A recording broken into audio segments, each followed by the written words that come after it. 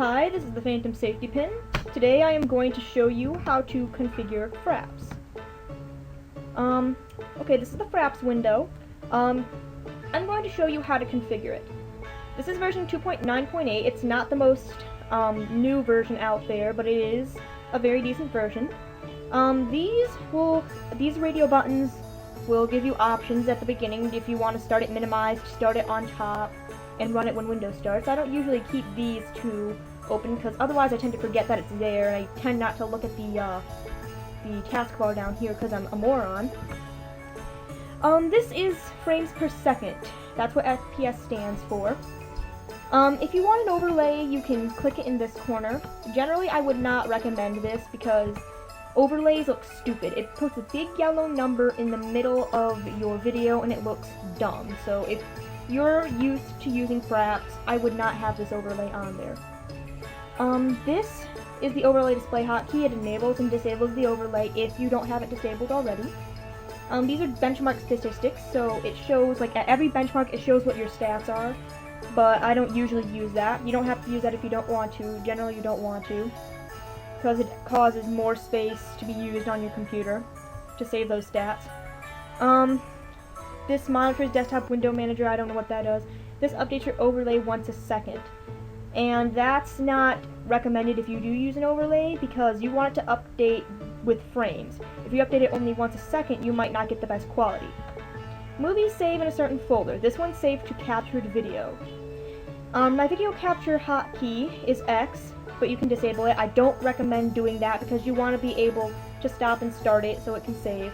Usually it saves upon exiting the game automatically, but you can start and stop it if you need to. Half-size or full-size video. I recommend full-size video, otherwise you will not get the best quality or the best frame rate. If it's half-size, it may only record half of the video. Detect best sound input and record sound. You want it to record sound if you're doing an LP to get the full experience. This is the best sound input that is detected for me, Vista Direct Stream, because I use Windows 7. I don't know why it's called Vista Direct Stream. I guess it's still a holdover from Windows Vista. Always use stereo sound because it will sound better than multi-channel. No cursor. You click this if you don't want the cursor to show up. If you're playing games like Mystery Exile or Portal or something, you want the cursor to show. If you're playing a game where you don't have a cursor like Portal, then you don't want the cursor to show. Frames per second, you always want to set to the highest setting unless your computer is slow and stupid or something, then you can bump it back a little bit. Do not bump it down too much, otherwise you will lose quality. I would recommend 60 frames per second if your computer can handle it. Fraps is pretty intensive for a video recording program. Screenshots you don't really need to worry about, but just in case you do need it for a screenshot program, you can use this. This is my screen capture hotkey, which I don't necessarily use. In general, Fraps is not a program that works with games past about the year 2000. It does not work with Mr. Masterpiece, it does not work with Ribbon, and it does not work with games that are DOS games or games that kick back to a different screen. It works with Mystery Exile because it's a newer game. I don't know why that is.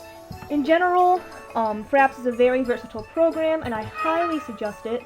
Oh, also, when you exit Fraps, it'll show that window. Hang on, I'll kick it open and it'll show you again. But when you exit Fraps, it gives you a warning.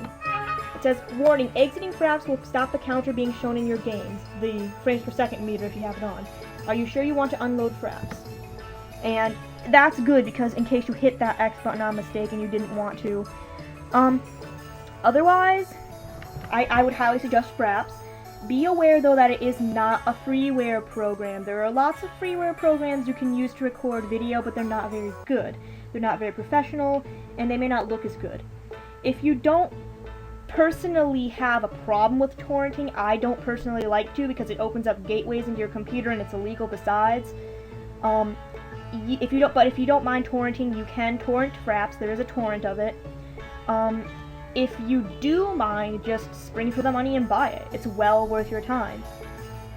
This concludes this video on Fraps, little tutorial on Fraps. I hope you learned something from it. If not, screw you. Fare thee well.